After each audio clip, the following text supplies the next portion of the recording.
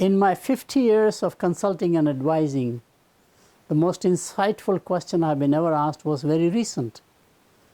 Chairman of a very large company in a one-on-one coaching session suddenly dropped a question: why good companies fail?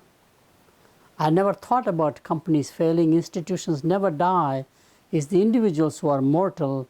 Institutions are immortal is what I was trained, I was taught. And all of a sudden, I realized the life expectancy of companies was getting shorter and shorter. So I told the chairman that I'll do all the research at my own expense, actually. I'm very curious about this question. And then I discovered something that I had never thought about. Most good companies fail by being unable or unwilling to adapt when the environment has changed. On the way to success, all good companies acquire 7 bad habits. So I created a framework called 7 Bad Habits of Good Companies. We of course have books on 7 good habits of effective people, but this is the other side of the coin, which I think is very fascinating, that we can talk about, learn quite a lot, and do research. So fundamentally, good companies fail because they're either unwilling or unable to adapt to the changing environment. We have seen the collapse of so many great retailers, such as J.C. Penney, Radio Shack, Brooks Brothers, Neiman Marcus. I mean, they are the icons of the world, and they've all collapsed in 2019, 2020 because of the COVID and people not being able to do at the shopping centers. Shopping centers themselves are trying to figure out what to do next. My research is pre-COVID, and among the 7 bad habits I found, the most dangerous one companies acquire is denial of new realities. In America, we have gone through the denial in the automotive industry. Japanese can never make good cars. We are the best in the world. Maybe Germans can compete with us. But today that's not the case. The largest car maker is no longer General Motors or Ford or Chrysler. It is Toyota and Volkswagen. Denial of new reality in terms of technology. Nobody thought about cloud computing and its impact. People who are in the computer business never thought PC can do the work of mainframe computers. PC people did not realize that cell phones will be more transformative than PC itself. Think about how IBM, as a legacy computer company, didn't understand competition from Microsoft, both on the hardware and the software. And of course, Digital Corporation refused to accept PC can ever do the job of a mainframe computer.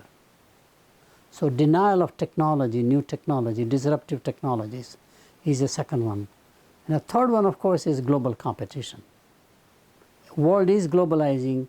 Who would have imagined 35, 40 years ago that China will become number 2 economy in the world and actually become a significant rival to the American dominance in the world as the superpower, economic, military, and political. So denial is the first major bad habit we acquire. Second one, equally together, is complacency. The old saying that, in fact, success breeds failure. Very true. Companies become complacent because they got monopoly rights, because of, in fact, the invention they might have created, or they've got a franchise of some sort. Regulated monopolies are classic cases, telephone companies, utility companies, etc. So complacency is the second major problem. Third one actually is competitive myopia, which means that like a marathon race, you may have 10,000 people all racing. As it happens with the startup industry, most of them cannot make it. A few run ahead of others, 5, 6 people. You are just watching them, and out of nowhere, somebody else comes and takes the winner's place. We see that happening in the 5G race right now. Nobody heard about Huawei Technologies as a world leader in telecom infrastructure, and companies like Alcatel or our company around here, they have all gone pretty much.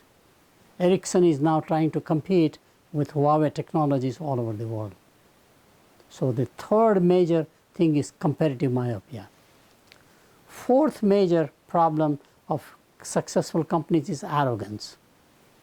For whatever reason, companies become arrogant, and in fact the best arrogance was shown publicly by General Motors, largest corporation in America in the 50s, creating jobs for all of the supplier companies even, huge multiplier, comes and basically says what's good for GM is good for the nation, telling in the public policy debates, in front of hearings, pure arrogance or hubris. Fifth one is what I call competency dependence. What was your competency has become irrelevant, but you are trapped into that one. The more specialized you are, the more difficult it will be to get out of that competency. So core competency becomes actually a core liability.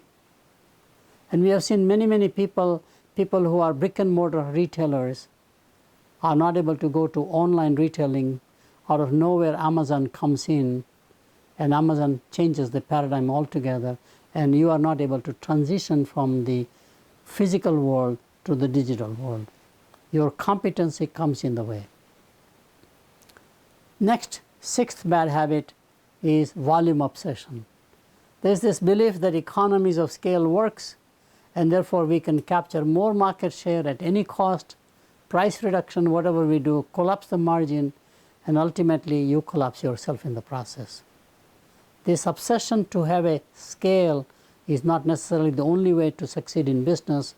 Some of the niche companies actually are more valued in the stock market than one of the big mainstream, big box retailers, for example, versus something online that you offer, whatever you look at the examples. I have a book called The Rule of Three, where you find most companies are very well off as big players or as niche players. In the middle is the ditch primarily. So volume obsession comes in the way. And the last bad habit is internal turf wars by functions, by geography, by product lines. Internal politics and internal turf wars, people are loyal to their functions. I'm a HR person, I'm loyal to my HR discipline.